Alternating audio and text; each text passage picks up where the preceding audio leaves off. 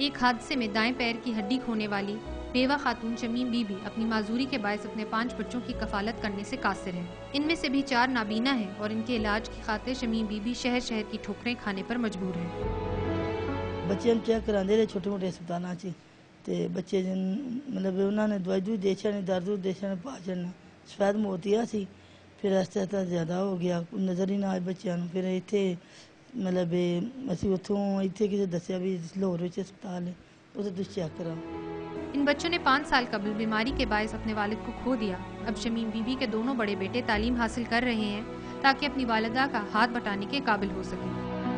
امید کرتے ہیں کہ ہم بھی معاشرے کے شہری بنے، ہم بھی پڑھے لکھیں، اور ابھی میں پڑھ رہا ہوں 10ویں کلاس میں پڑھ رہا ہوں۔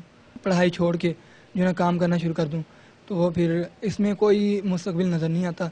ڈاکٹروں کے مطابق یہ 4 بچے دوبارہ دیکھنے کے قابل ہو سکتے ہیں مگر اس کے لیے کثیر سرمایہ درکار ہے۔ شمیم بی بی کی بس یہی خواہش ہے کہ حکومت یا مخیر افراد ان کے بچوں کے علاج کے لیے رقم فراہم کریں۔ کیمرہ مین انور خان کے ساتھ ثنا سیف، ڈان نیوز، لاہور۔